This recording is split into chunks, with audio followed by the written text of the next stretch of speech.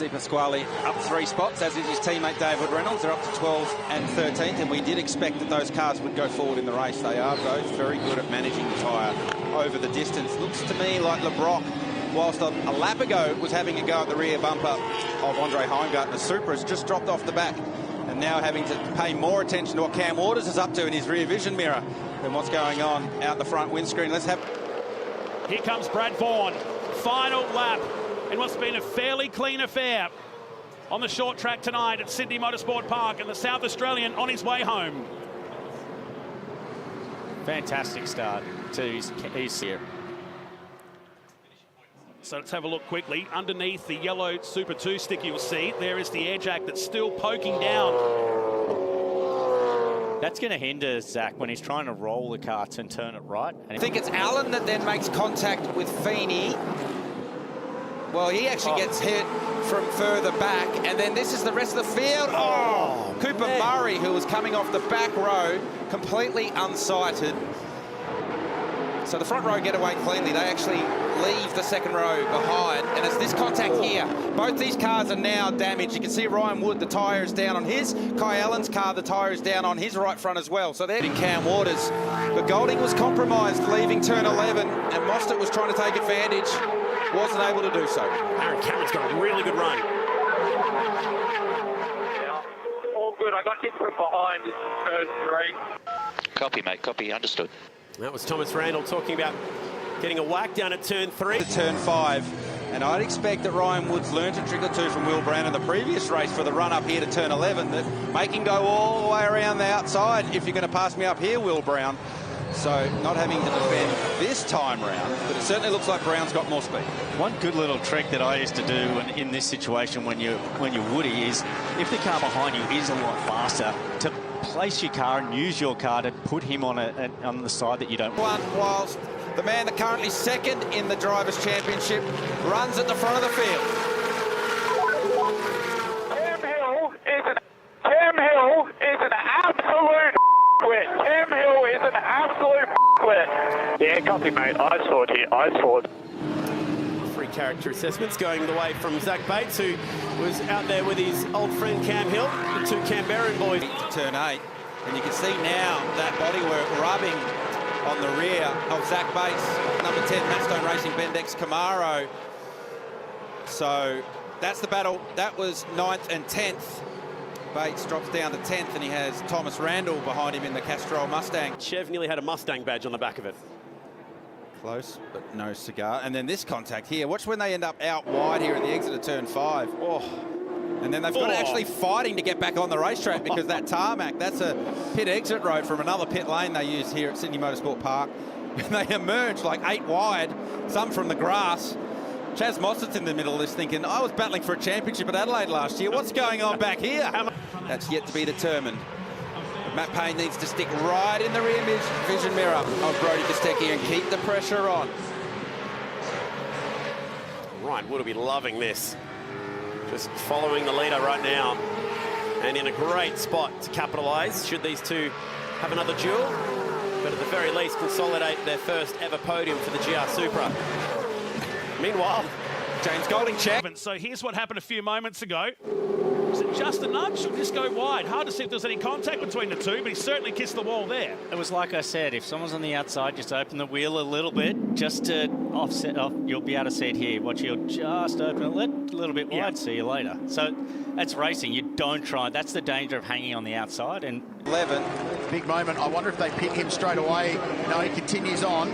So at least another lap before the pit stops. Engines died. What the hell? Engines died. Oh, yeah, copy, mate, copy. We've heard that before aboard the 88 car, but it was a different style of engine. Face. Yeah, like we spoke about, this is the fatigue. It's deep in the race. It's been hot conditions today. These guys would be thinking it's time to get out. It drops Smith again back into 20th after being in 19th for a moment at least. In car 16, leaders coming out of turn 2, and now it starts to build up for second and third. Ryan is driving the car really well. You see him coming out on the inside and sort of... There could be more drama indeed as Wood is off and Feeney's around. Big time trouble. Oh, that's hugely cleaned up. He's gone, more damage. That's a serious contact for Brock Feeney. You can see the disappointment in the Red Bull Ampol garage. Yeah, mate, this one absolutely will go safety car. They did not get 10 metres off the line, Chad. Right. Typically, they've got some speed here. Well, there was some smoke down there at turn 9. And it wasn't a lock-up here. Oh, they're into each other. There might be more to it. There's smoke still coming from the back of Bates's car, and he's vulnerable.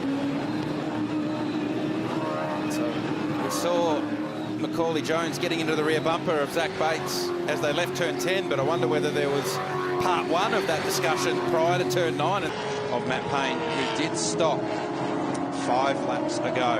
So they're ready at Walkinshaw TWG for this man, Ryan Wood, race leader, into pit lane. So pits with a little under 2 seconds.